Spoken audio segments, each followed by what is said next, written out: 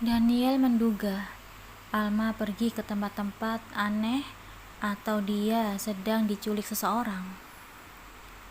Perasaan khawatir melandainya. Mendapat balasan pesan seperti ini membuat perasaannya lega. Daniel mengembuskan nafas lega mengetahui Alma sedang menginap di rumah Nisa. Dia berniat untuk menjemput si pembuat masalah. Namun lagi-lagi niatnya terpatahkan. Alma tidak mau dijemput. Daniel memutuskan untuk mengalah. Dia mengikuti kemauan Alma, tidak menjemput wanita itu. Penolakan Alma yang seperti ini membuat Daniel uring-uringan. Dia menjadi kesal tanpa alasan. Pak Thohir dan Bu Ida, bahkan asisten Tito, kena dampaknya. Tito berusaha mendinginkan kepala bosnya, tapi tidak berhasil. Daniel mengusir ketiganya untuk menjauh, sehingga hanya ada dirinya saja di ruangan itu. Daniel menatap deretan botol minuman yang terdisplay di lemari kaca. Ketika pikirannya sedang pusing seperti ini, hanya minuman itulah yang akan mengerti dirinya. Daniel mengambil salah satunya. Dia membuka minuman itu dan bersiap untuk meneguknya. Ketika minuman itu tengah mencapai bibirnya, dia menggigit. Dia mengingat Alma. Alma menyuruhnya untuk menjauhi minuman, rokok, dan makanan yang dilarang. Daniel terdiam. Kemudian dia kembali menutup minuman itu. Kenapa hal-hal kecil saja bisa mengingatkannya akan Alma? Sebenarnya apa yang dilakukan wanita kecil itu hingga membuatnya kepikiran seperti ini? Daniel kembali ke kamar. Dia melihat sekelilingnya. Rumahnya terasa sangat sepi. Sesepi hatinya yang sendiri. Keberadaan Alma di sisinya selama seminggu terakhir benar-benar merubah kebiasaannya. Biasanya dia akan senang dengan kesendirian, menikmati hari-hari patah hati dengan ditemani minuman. Tapi sekarang dia merasa sangat kesepian. Apa kehadiran gadis itu sudah sedikit banyak mempengaruhi kehidupannya? Malam itu Daniel tidak bisa memejamkan mata. Dia memeluk guling di sampingnya, berharap perasaan itu bisa membunuh rasa kesepian yang dia alami. Baru menjelang dini hari, Daniel bisa beristirahatkan tubuhnya. Daniel bangun kesiangan. Asisten Tito datang menjemputnya, dan dia masih tertidur. Kurang tidur membuat mood Daniel buruk, apalagi bila dia ingat Alma tidak pulang di rumah tadi malam. Emosinya menjadi semakin memburuk. Apa ada yang Anda butuhkan, bos? Anda tampak kurang sehat pagi ini. Tidak ada, menyetir saja yang benar. Daniel menjawab dengan dingin. Tito hanya bisa menghela nafas pasrah. Nasib seorang bawahan hanya bisa pasrah ketika bos sedang uring-uringan. Sesuai perintah Daniel, Tito menyetir dengan sangat hati-hati. Daniel bangun kesiangan, sehingga tiba di kantor pun tidak bisa on time. Setengah jam berkendara, Akhirnya Tito menghentikan laju kendaraannya di depan pintu masuk gedung. Sebelum dia keluar, membukakan pintu untuk Daniel, tiba-tiba datang motor yang dikendarai ojol dan penumpangnya. Motor itu berhenti tepat di samping mobil mereka. Daniel membuka kaca sedikit karena dia merasa familiar dengan penumpang wanita itu. Wanita itu turun dengan tergesa-gesa dengan helm yang masih menempel di kepalanya. "Aku duluan ya mas, nanti aku transfer saja ya. Aku masuk dulu. Sudah telat nih." Alma berlari ke lobi gedung. Ezra mengikuti di belakangnya. "Al, helmnya dilepas dulu." Ezra meraih lengan Alma, berusaha menghentikan Alma dari berlari. Alma menoleh dengan bingung. Kemudian dia memegang kepalanya. Senyum lucu tersungging di bibirnya. Iya, lupa mas. Habis telat sih, jadi buru-buru." Alma berusaha melepaskan helm itu sebelum dia berhasil melakukannya.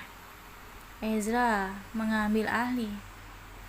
Dengan lembut ia melepaskan helm dari kepala Alma. "Jangan lari-lari lagi. Telat sekali tidak akan membuatmu dipecat.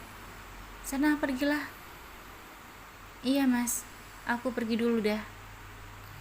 "Dadah mas, nanti aku jemput ya." Alma menoleh dan membalas dengan mengucapkan dengan acungan jempol. Ezra tersenyum senang. Dia tidak sadar ada sepasang mata yang mengawasinya dengan tatapan membunuh. Daniel merasa darahnya sangat mendidih. Dia sangat marah pada Alma dan pria berjaket hijau itu. Mungkin dia tidak akan marah bila pria itu hanya ojol biasa. Tapi pria itu melepaskan helm Alma dengan sangat mesra dan berkata akan menjemput istrinya. Apa haknya melakukan hal seperti itu? Daniel turun dari mobil. Dia berjalan mendekati abang ojol. Ingin rasanya dia menghajar pria itu. Tapi dia sekarang sedang berada di perusahaan. Akan sangat memalukan bila dia melakukan kekerasan di depan ratusan karyawannya. Daniel memperhatikan ojol itu secara intens. Perasaannya semakin kesal ketika mengetahui tampang si ojol. Darahnya semakin mendidih. Tangannya mengepal erat, berusaha menahan diri untuk tidak memukul wajah tampan si ojol. Karena tidak bisa memukul, yang bisa Daniel lakukan hanya menabrak tubuh ojol dengan tubuhnya. Bruk, tubuh mereka bertabrakan. Keduanya tidak terjatuh, hanya kehilangan keseimbangan sebentar sebelum akhirnya pulih kembali. "Tuan, Anda belum meminta maaf," kata Ezra ketika melihat Daniel melenggang pergi. "Minta maaf? Aku tidak merasa bersalah. Kamu saja yang menghalangi jalanku," Daniel berkata dengan emosi.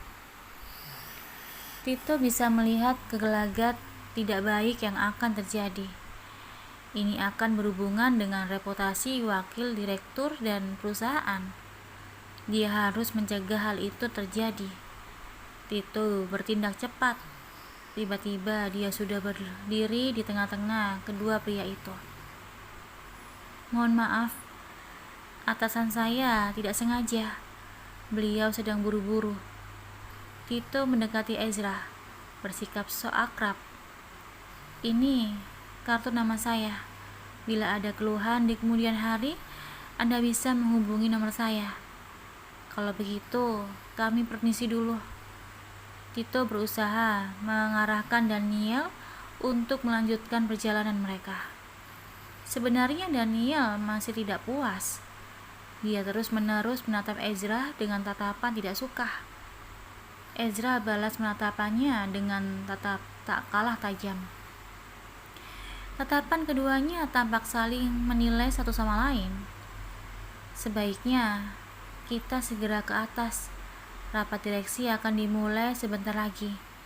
Dirut pasti tidak akan suka dibuat menunggu. Tito berbisik. Perkataan Tito membuat Daniel tersadar. Darren tidak akan suka bila dibuat menunggu. Dia harus segera ke ruang meeting. Dengan enggan Daniel pergi ke ruang meeting. Sebenarnya dia masih ingin mengkonfrontasi pria ojol itu. Memperingatinya untuk tidak dekat-dekat dengan Alma. Tapi waktunya tidak tepat. Kedepannya dia harus mengawasi Alma dengan lebih ketat. Bagaimanapun, Alma bagaikan bunga yang baru mekar. Pasti banyak kumbang-kumbang yang ingin mendekatinya. Meeting itu selesai lebih lama dari yang dipikirkan. Setelah meeting selesai, Daniel pergi ke ruang kerjanya. Dia menatap meja sekretaris. Tidak ada siapapun di situ. Grace maupun Alma tidak tampak batang hidungnya. Sebenarnya kemana wanita itu pergi? Daniel merasakan perasaan yang tidak nyaman. Seharian ini dia belum bertemu dengan Alma. Perasaan bingung, sepi, dan kehilangan tiba-tiba meliputinya. Daniel mengambil ponsel, bersiap untuk menghubungi Alma. Suara dering ponsel tampak berdetar dari dalam tas yang terletak di atas meja. Itu suara dering ponsel Alma. Wanita itu tidak membawa ponsel dan tasnya. Daniel semakin kebingungan. Ada di mana kamu? Daniel mulai berbicara sendiri. Tiba-tiba Tito muncul dari belakangnya. Bos, meeting selanjutnya dengan para manajer cabang sudah dimulai. Mari kita ke ruang meeting. Dia di mana? Nyonya tidak akan kemana-mana. Tas, ponsel, dan semua barangnya ada di sini. Mungkin dia sedang ke kamar kecil. Mari kita ke ruang meeting sekarang. Semua orang sudah menunggu Anda. Daniel mau tidak mau mengikuti saran Tito. Lingkungan perusahaan sangatlah sensitif. Dia tidak boleh bertindak sembarangan dan meninggalkan kecurigaan orang-orang. Meskipun pikirannya dipenuhi dengan Alma, Daniel tetap kembali melakukan meeting.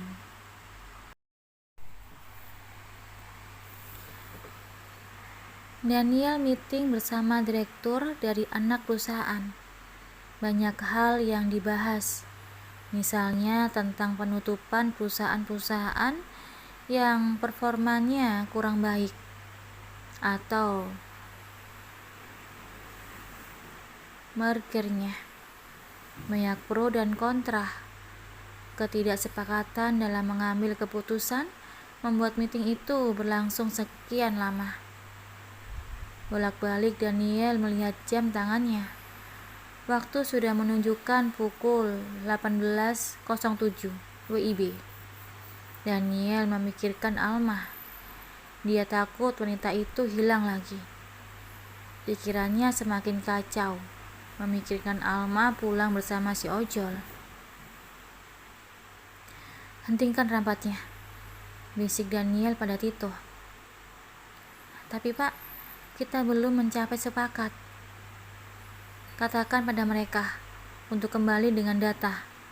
Aku yang akan memutuskan mana perusahaan yang harus bertahan dan mana yang harus di merger.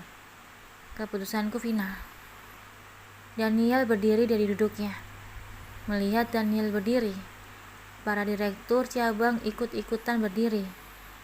Daniel keluar dari ruangan tanpa sepatah kata pun, meninggalkan para direktur yang kebingungan. Rapat akan dilanjutkan besok. wakil direktur utama akan memutuskan perusahaan yang lockout atau di-merger. Keputusan beliau bersifat final. Tito mengakhiri kata-katanya. Dia pergi mengikuti Daniel. Daniel berjalan dengan tergesa-gesa. Dia ingin segera sampai di ruangannya, terutama ingin melihat meja sekretaris. Dan seperti dugaannya, meja sekretaris sudah kosong. Shit! Daniel menyumpah. Dia segera mengeluarkan ponsel dan menelepon Alma. Lagi-lagi panggilannya tidak dijawab, malah panggilannya dialihkan. Dasar pembuat masalah. Serahkan kuncinya, kata Daniel pada Tito. Kunci? Kunci apa, Pak? Mobil, cepat. Daniel mengurungkan tangan. Biar saya yang nyetir, Pak. Tito menggunakan bahasa yang lebih formal. Dia tahu mood bosnya sedang tidak baik. Tidak perlu. Cepat serahkan. Daniel segera turun ke lantai bawah, mengambil mobil dan mulai mengendarainya, meninggalkan Tito sendiri. Daniel menelepon Nisa. Grill, dia sedang bersamamu kan? Daniel, dia siapa? Little, maksudku Alma. Dia sedang bersamamu kan? Alma tadi malam memang menginap di sini, tapi tadi pagi sudah pulang. Katanya harus magang. Dia tidak sedang bersama aku sekarang. Ada apa ini? Apa kalian bertengkar? Nisa bertanya penasaran. Tidak. Kami baik-baik saja. Ya sudah kalau begitu. Terima kasih, Grill. Tunggu dulu. Daniel menutup telepon. Perasaan khawatir semakin melandainya. Alma sedang tidak di rumah Nisa. Lalu, di mana wanita itu? Apa dia pergi bersama ojol tampan itu? Shit. Daniel memukul-mukul kemudi. Akhirnya dia kembali menghubungi Tito. Cari dia. Periksa semua CCTV. Segera laporkan padaku. Aku tunggu. Baik, Pak. Daniel menepikan mobil, menunggu kabar dari Tito. Sembari menunggu, dia kembali menghubungi Alma. Tapi lagi-lagi panggilannya dialihkan. 10 menit kemudian, Tito meneleponnya. Nyonya pergi meninggalkan perusahaan pukul 17.16 WIB bersama ojol online berplat B1754XX. Untuk info dari pemilikan motor sudah saya kirim ke alamat Anda. Oke, terima kasih. Daniel membuka file yang dikirim Tito. Dia melihat profil si pemilik motor beserta fotonya. Wajah orang itu tidak sesuai dengan wajah ojol yang menjemput Alma. Ada apa ini? Apa Alma tidak dijemput oleh ojol yang sama? Untuk memenuhi rasa penasaran, Daniel kembali menghubungi Tito. Kirim aku video penjemputannya. Zoom bagian wajah orang itu. Baik, Pak. Sesuai perintah. Tito mengirim apa yang Daniel mau. Daniel melihat video itu baik-baik. Wajah ojol yang menjemput Alma adalah orang yang sama dengan yang mengantarnya tadi pagi. Tapi, kenapa tidak sama dengan foto profil pemilik kendaraan? Daniel merasa semakin tidak nyaman perasaannya. Dia takut Alma mengalami tindakan kejahatan. Pikiran seperti itu membuat tubuhnya gemetar karena ketakutan. Kerahkan anak buah kita. Cari dia sampai dapat. Perintah Daniel sesuai dengan mandat Daniel. Tito mengerahkan anak buah mereka, menyusuri pantauan CCTV di setiap jalan yang dilalui oleh motor itu. Mereka menyabotase keamanan CCTV milik pemerintah dan menggunakannya untuk kepentingan bosnya. Senyum Tito semakin merekah begitu mengetahui tujuan dari pemudi motor tersebut. Tito segera menelepon bos Daniel. Bagaimana? Apa kamu sudah tahu mereka ada di mana? Iya bos, saya akan mengirimkan alamatnya segera. Tito mematikan ponsel dan mengirim alamat yang dimaksud. Daniel membaca alamat itu. Perasaan terkejut sekaligus lega menghampirinya.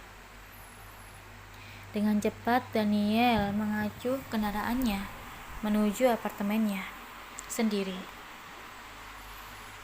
Ya, si pembuat masalah sudah pulang ke apartemen mereka.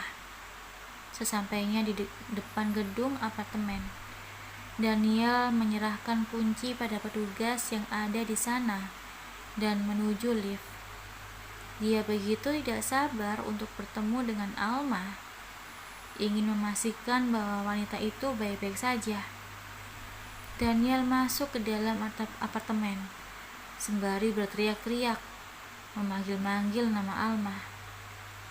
Al, di mana kamu? Al, Anda sudah pulang, Tuan? Bu Ida datang dengan tergopoh-gopoh. Di mana dia? Nona ada di dapur, Tuan. Tanpa mendengar perkataan Bu Ida selanjutnya, Daniel segera berlari ke dapur. Di dapur, dia melihat istri kecilnya sedang memasak dengan santai. Alma sedang membelakanginya. Tubuhnya tampak sehat dan tidak kurang suatu apapun. Emosi memenuhi dada Daniel. Tanpa sadar, dia berjalan ke arah Alma dan meraih tubuh wanita itu dalam pelukannya. Bruk. Daniel memeluk Alma dari belakang. Alma menoleh ke belakang untuk melihat siapa yang memeluknya. Dia terkejut mendapati Daniel memeluknya. Ada apa, Kak? Tanya Alma dengan bingung. Jangan bergerak, 5 menit. Daniel berkata dengan suara parau. Tubuhnya bergetar penuh emosi. Kemudian terkejut. Meskipun terkejut, Alma mengikuti kata-kata Daniel. Dia diam, tak bergerak, membiarkan Daniel untuk memeluknya dengan erat. Perasaan bahagia memenuhi hati Alma. Ini pertama kalinya Daniel memeluk tubuhnya dalam kondisi sadar. Adegan itu berlangsung selama beberapa menit. Kemudian tiba-tiba Daniel melepaskan pelukannya itu. Alma membalikkan tubuhnya, menatap Daniel dengan bertanya-tanya. Ada apa ini, Kak? Tidak biasanya, Kakak. Aku hanya senang kamu pulang. Aku akan ganti baju dulu. Wajah Daniel memerah. Dia buru-buru pergi ke kamarnya. Di dalam kamar Daniel mengutuk dirinya sendiri, mengutuki emosinya yang tidak bisa ditahan. Dia begitu malu bertemu dengan Alma. Bagaimana pandangan wanita itu terhadapnya sekarang? Daniel masih tidak mengerti dengan emosi yang dirasakannya. Mengapa dia menjadi kebingungan seperti ini? Mengapa Alma begitu mempengaruhinya? Dia tahu jawabannya. Ini pasti karena rasa tanggung jawab. Dia sudah berjanji pada Bu Rusmi untuk bertanggung jawab secara penuh terhadap Alma. Mengetahui Alma tidur di luar rumah, tentu saja dia khawatir. Mengetahui Alma diantar oleh ojol tampan, tentu saja dia khawatir. Alma masih begitu muda. Pasti banyak pemuda yang akan menggodanya. Mengetahui Alma tiba-tiba pulang terlebih dahulu tanpa sepengetahuannya, tentu saja dia khawatir. Kekhawatiran ini adalah murni dari rasa tanggung jawabnya. Dia menganggap Alma sebagai adik. Tentu saja wajar bagi seorang kakak mengkhawatirkan adiknya, bukan? Tidak ada yang salah dengan perasaannya. Tidak ada yang salah dengan hatinya. Dia tidak memiliki perasaan spesial untuk Alma. Daniel menarik kesimpulan dari perasaannya. Daniel kembali ke ruang makan. Di meja makan sudah tertata rapi, makanan sehat yang sesuai dengan lambungnya. Daniel tersenyum, mengetahui Alma masih memperhatikan perhatian terhadapnya. Kak, Mama menyuruh kita untuk mengunjungi beliau. Alma memulai pembicaraan. Untuk apa? Tidak perlu. Lain kali saja, katanya. Kalau kakak menolak, Mama akan datang mengunjungi kita. Apa?